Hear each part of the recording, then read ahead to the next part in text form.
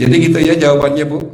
Justru ini yang paling penting, materi terakhir ini 6 langkah praktis. Ya, Bapak bisa lakukan di rumah mulai hari ini. Langkah pertama, mulai hari ini jangan makan malam, Pak.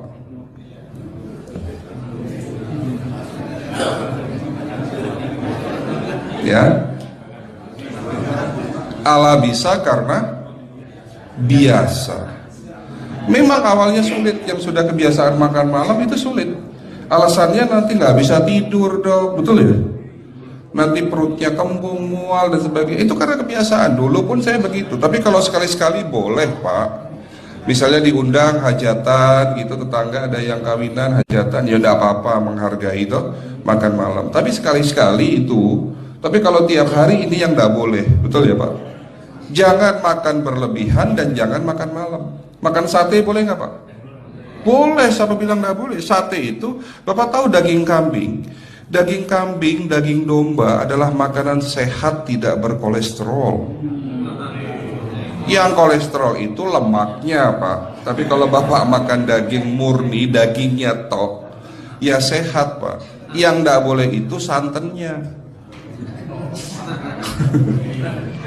Jadi makan gulai itu jangan, kalau gulai sate aja udah.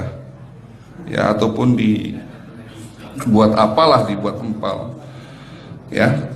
Oke, itu yang pertama. Yang kedua, tolong catat. Jangan tidur larut malam, Pak. Batasan tidur jam berapa, Pak? Jam 11 paling telat. Harus sudah tidur. Kenapa? Apa penjelasan medisnya? Orang yang tidur di atas jam 11 akan terganggu fungsi livernya, Pak. Dimana liver kita ini fungsinya banyak. Ya, ada 500 fungsi liver loh Pak. Fungsi jantung ada berapa Pak? Fungsi jantung 1. Fungsi jantung tugasnya untuk mompa darah. Fungsi ginjal ada berapa? 2. Absorpsi dan filtrasi. Fungsi liver 500 fungsi. Jadi organ yang paling berat dalam tubuh kita kerjanya adalah liver. Liver akan rusak manakala kalau kita tidur di atas jam 11 malam. Berarti 500 fungsi liver bisa rusak Pak. Ini salah satu penyebab diabetes. Bukan hanya kerusakan pankreas, tapi rusaknya liver bisa jadi penyakit diabetes Pak. Jadi kalau sakit diabetes itu yang terganggu itu sebetulnya bukan hanya pankreasnya, livernya pun rusak, ususnya pun rusak. Makanya dalam pengobatan diabetes di klinik kami itu bukan hanya ngobatin pankreas, tapi 3 organ penting ini saya obati: usus, liver, dan pankreas. Kebanyakan kenapa? Kalau dalam pengobatan tradisional mereka tahunya diabetes itu hanya pankreas, ya kan?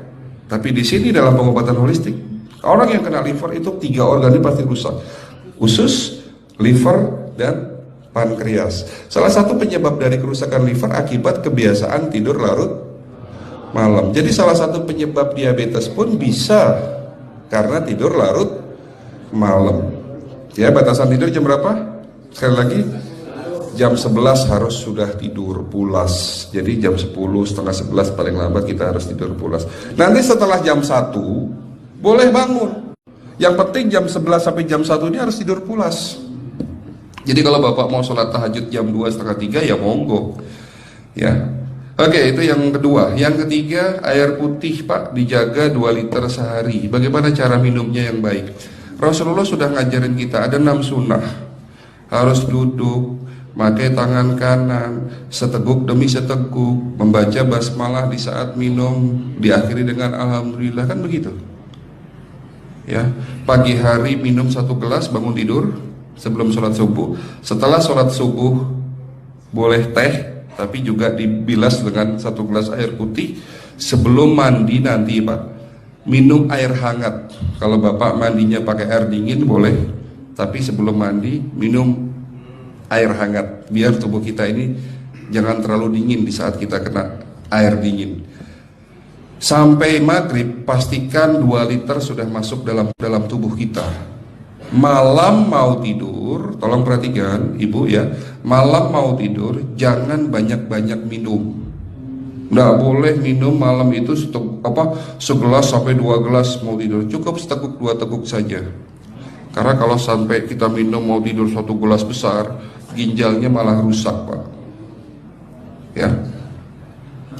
Oke, itu yang ketiga. Yang keempat, puasa. Lakukan puasa secara rutin, insya Allah kita sehat. Nah, untuk penjelasan atau materi puasa, nanti bisa hubungin staf saya. Nanti di bulan Ramadan tahun ini, kalau memang masih ada slot 1 sampai hari ke-20, saya bisa mengisi manasik kesehatan yang berkaitan dengan manfaat puasa untuk kesehatan. Insya Allah kalau memang masih ada slot waktunya, karena kita di bulan Ramadan hanya 20 hari kita mengisi manasik. Ya. Oke, itu yang keempat. Langkah keempat. Langkah 1, 2, 3, 4. Langkah kelima. Nah, sebelum saya menjawab yang kelima, saya ingin membacakan sebuah sabda Rasulullah. Rasulullah bersabda, di dalam tubuhmu ada segumpal daging. Jika segumpal daging itu sakit, akan sakitlah seluruh tubuhmu. Dan jika segumpal daging itu rusak, akan rusaklah seluruh tubuhmu. Apa itu segumpal daging? Segumpal daging itu adalah hati. Tapi ternyata yang dimaksud Rasulullah itu bukan liver, Pak. Yang dimaksud Rasulullah adalah hati kita, roh kita, jiwa kita, perasaan kita. Kalau hati kita rusak, kita banyak penyakit hati, iri, dengki, sombong, takabur dan sebagainya. Penyakit fisik akan muncul dalam tubuh kita. Ya, tidak ada orang stres itu sehat, betul tidak, Pak? Tidak ada orang yang suka marah-marah itu sehat, betul tidak? Bahkan Rasulullah mengajar senyum adalah ibadah. Senangkan orang lain, permudah urusan orang lain, insya Allah kita sehat. Ya.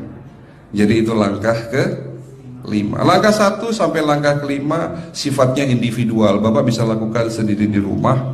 Tapi langkah ke-6 ini butuh bantuan pihak dokter atau rumah sakit. Kira-kira langkah ke-6 apa, Pak? Lakukan pemeriksaan sebelum sakit. Jadi periksa itu jangan nunggu sakit baru periksa. Jangan seperti kayak Bu Ustazah tadi, diajak periksa, jawabannya takut ketahuan penyakitnya. Setelah stroke baru datang ke klinik untuk minta diperiksa. Kalau sudah stroke susah nggak nyembuhinnya, Pak? Kata kayak beliau nih, sudah 2 tahun tidak sembuh-sembuh karena sudah terlanjur stroke. Tapi kalau beliau melakukan general check up, mohon maaf ya Pak, kalau beliau melakukan general check up rutin, insya Allah tidak akan kena stroke, karena sebelum stroke sudah diobati dulu. Karena stroke ini bisa kita lihat dalam scanning dengan alat yang saya punya, insya Allah kelihatan ini. Oh ini sudah mulai ada tanda-tanda mau penyumbatan, buru-buru diobati. Memang takut Pak, tapi pesan saya jangan takut. Ya, lakukan pemeriksaan supaya kita tahu, supaya kita kenal. Gitu ya Pak. Jadi kira-kira di jemaah ini ada enggak yang mau saya ajak periksa kita semua? Pesan terakhir dari saya, lakukan pemeriksaan sebelum terlambat. Ini pesan saya dan pesan seluruh dokter di dunia sebetulnya. Lakukan pemeriksaan sebelum terlambat. Ya, karena dengan kita melakukan pemeriksaan kita akan kenal tubuh kita. Kalau sudah kenal kita akan sayang sama tubuh kita. Betul Pak? Ada pepatah mengatakan tidak kenal tidak sayang. Cukup sekian dari saya. Mohon maaf kalau penyampaian kami kurang baik. Akhirul kalam, wabillahi taufiq wal hidayah. Wassalamualaikum warahmatullahi wabarakatuh. Kalau ada pertanyaan masalah teknis nanti